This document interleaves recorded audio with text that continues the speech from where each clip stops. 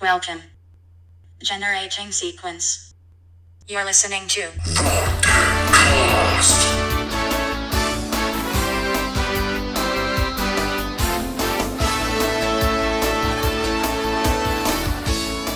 Welcome to the Delayed Introduction Podcast, where I talk about my history in gaming and what I'm trying to achieve from the Dencast Gaming Podcast.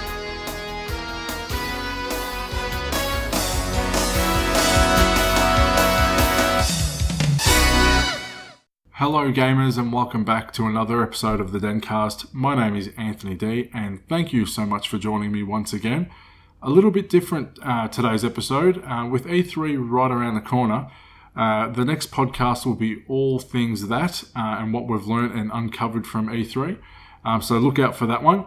So just to fill in the time while everything's all bobbing up on the internet at the moment, I thought what better time than to do my delayed introduction podcast due to popular demand. I guess this podcast is just basically going to be a quick introduction about what I'm trying to achieve from this series, and also just a bit of a brief history with myself and gaming growing up, because I'm definitely not an expert in the industry, and I definitely don't claim to be, but like you and many other, I just have a passion for gaming. So without further ado, let's get stuck into it. I could talk gaming all day long, so I thought what better way than to talk gaming than in a podcast. So yeah, basically the reason I started this podcast is because I'm pretty interested in what's happening out there in the gaming world. So it's something I love to talk about, I guess, in my spare time with friends. So I thought this is actually a perfect opportunity to, get my voice heard in terms of, and let as many people as I know out there that maybe don't have the time or the patience to look into things like I do. And in about a half an hour sort of session, sort of get a snapshot of what's happening in the gaming world out there for them to listen to. I start with my gaming points of interest, which is, I guess, a snapshot of what's happened within the last week or two in gaming. You might hear something you like, and then I guess you can research that and look into it, and find out more about it if that's what you want to do.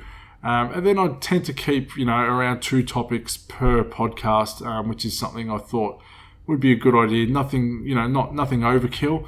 That obviously I'll speak about a little bit more in depth, and then I guess that can get a conversation going when you guys and girls contact me back via Twitter or email and on your thoughts and things, and just it just keeps the conversation going because I love talking about it. So any topic that I sort of think is interesting, put it in the podcast and see how it goes. And then I will be throwing in a Game of the Month segment, which I've only done once at the moment, which was Far Cry 5. But obviously this month there will be another one, and moving forward from each month after that. The reason I'm doing a Game of the Month and not a Game of the Week or something like that is because I just, like many others, I don't have the time to play games every night. So for me to do like a Game of the Week, it would mean I'd have to play games pretty full on. Which I know a lot of you people probably do, because your time in your personal life is a lot different to mine. But with me and my young family, I don't have the luxuries of coming home from work maybe and turning the PC or the PlayStation on from 5 o'clock till 1 o'clock in the morning. I've got chores and things I've got to do myself for my family. So yeah, with time and thus that, I thought a Game of the Month is a little bit more realistic. For, I guess, with the time frames that I have to play games. So thus the podcast was born in that sort of structure. Just basically me getting some news out there with people that love to talk gaming as well, and I love getting the feedback from all you as well. So that essentially is, I guess, the main structure of the podcast. Moving forward with that, I don't know. Look, there are definitely other avenues I'm looking into. There is YouTube at the moment, but I am just posting the podcast on there. But I will be doing some YouTube videos coming up in the near future, and I've got some live streams happening as well at the moment on Twitch, which is the Dencast. But yeah, look, watch this space. There are other ideas I have in other avenues other than just the podcast to get some information out there. I'm just trying to see where it's heading and kind of what might be working and what's not working before I sort of push too hard in one particular area. So that's pretty much the podcast introduction in a nutshell. With me personally, and my history in gaming, Obviously, it all started from when I was a kid, like most of us. The first console I ever had was the Nintendo Entertainment System.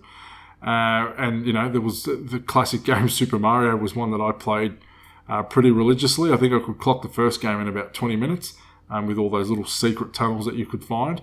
I also had the Duck Hunt game, which had that little gun that you could attach to the console, and for its time, that was pretty cool. With that little hound that would jump in, I remember, and apparently scare the duck out. Battletoads was another good one on the Nintendo Entertainment System. And for all you Australian listeners, the AFL game, I think, was probably one of the best games ever in terms of AFL on that Nintendo. I reckon it would even beat all the new ones. I had a lot more fun playing that than I do playing the more recent ones, and I don't think I even buy the more recent ones at the moment. So that sort of was the foundation with me and gaming, and what really started to prick my interest as a very young boy. My dad also had a video shop, a video library, when probably around the same time actually as the Nintendo Entertainment System, and he had an arcade machine, Street Fighter 2. That there was where I found my love for Street Fighter. I would play that game religiously in his video shop. I remember one day I clocked it with Blanka, and when I was watching the end sequence, I remember a guy walked out and he was like, "Did you just clock Street Fighter 2 with Blanka?" And me as a kid looking at him was like, because to me it was normal, and I just looked at him like, yeah, like I just really didn't see the problem in the question he was asking, and he's kind of like asked me again, "Did you just clock Street Fighter 2 with Blanka?" Now the reason he was so shocked is because I was probably about 5 years old. And to him, I think Street Fighter 2 for its time was, to clock it was, I guess, it had its difficulty. So yeah, this guy was freaking out. And me as a kid was kind of looking at him like, who can't clock Street Fighter 2? So that there was my first, Street Fighter experience as a young child. And even to this day, I love that game. And I guess it's a bit of nostalgia when I play it. So definitely a Street Fighter fan, obviously, thanks to my father's video shop. I did have a Super Nintendo for a little while. Didn't actually have that many games on it. Super Mario World, Donkey Kong, and obviously Mario Kart were pretty cool back then. Then I did miss a few consoles growing up, and then I got the Nintendo 64 when it came out. I did have 007, which basically brought out the first-person shooter on the scene, I reckon. Was a big and great game for its time, and I really enjoyed playing it. The Legend of Zelda Ocarina of Time was a classic. I remember I was this time, I reckon, I think I was about year 9, I think, in high school, and a few of the other kids were playing it, and I remember every lunchtime and that we'd just talk about what we're up to, and it was like a competition, I guess, of who was going to clock it first. But definitely one of the best games I ever played in my life, I reckon. Even today, when I think back of the story, a definite number one. Mario 64, Mario Kart on the Nintendo 64 was pretty fun. Majorly updated. The tracks were pretty awesome. And I also owned on 64 the Superman game, and the reason I'm saying that because that has been rated as one of the worst games of all time. So I thought that would just be a fun one to throw in there.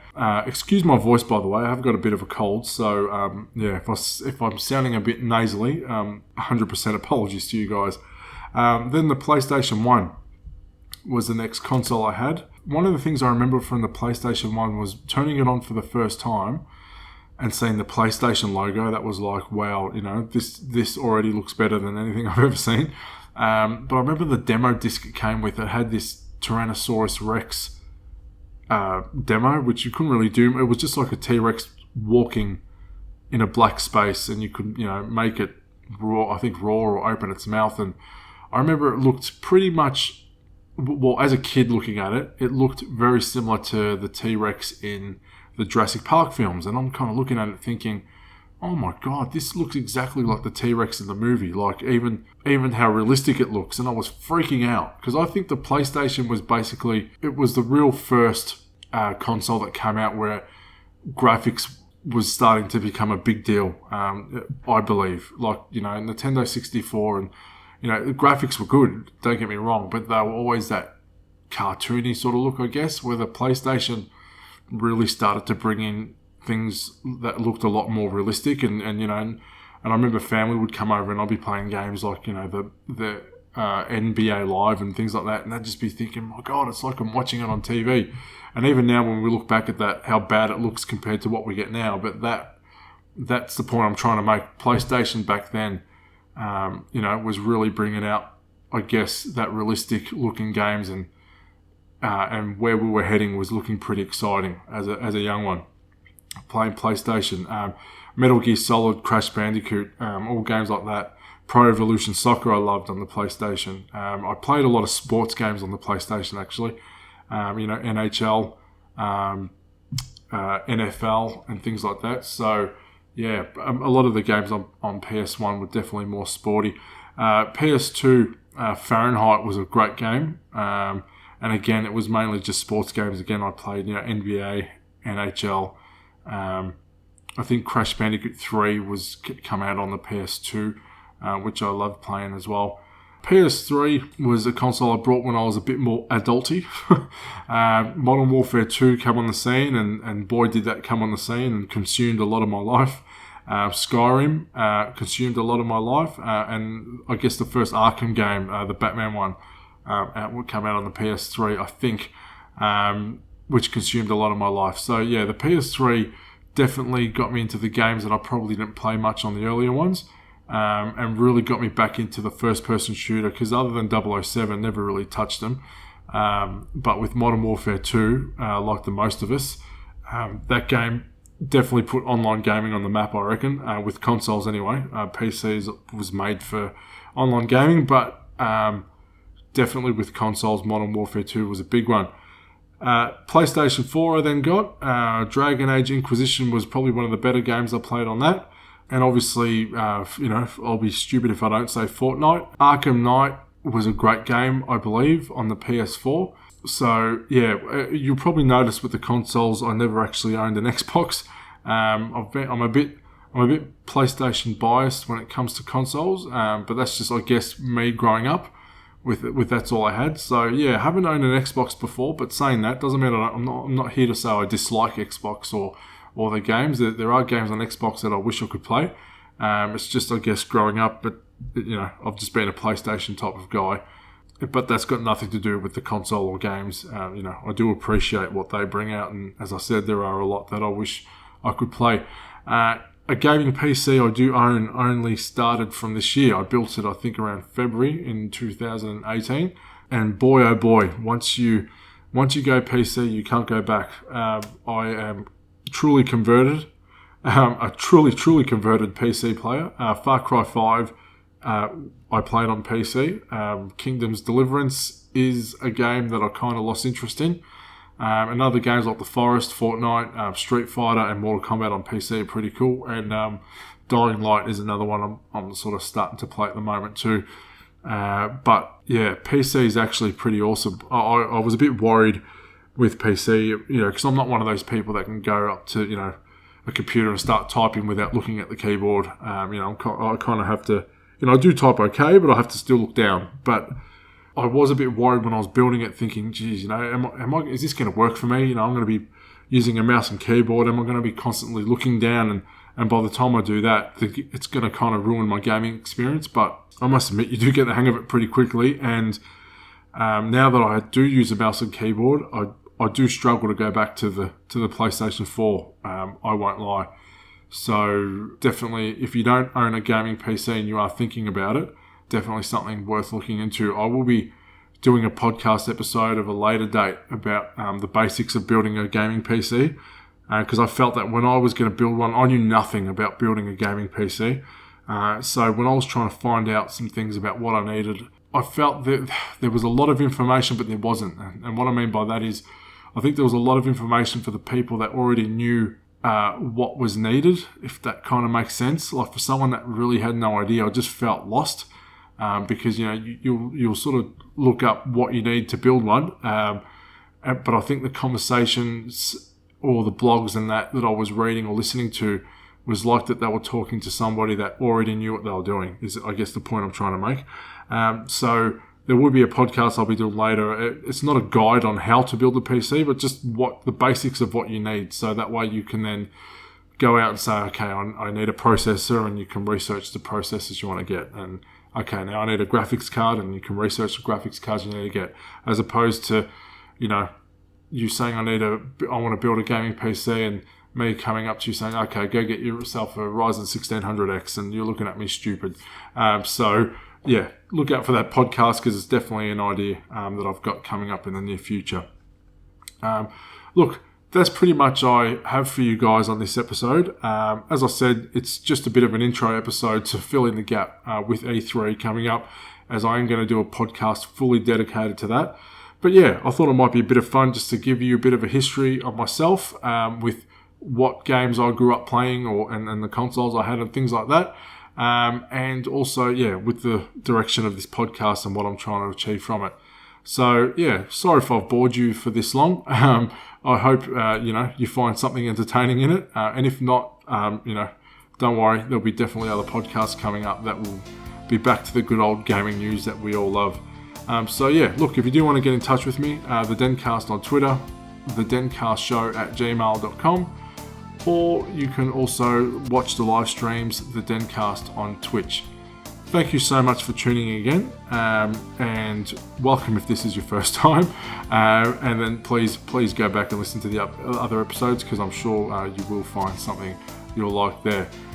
Anyway, I will speak to you very soon. Once E3 is finished, I will be getting a podcast up on everything that's come out of that, because that's pretty exciting. So, bye for now. I hopefully will start to recover from this little mini cold I have, and we shall chat soon. See you later.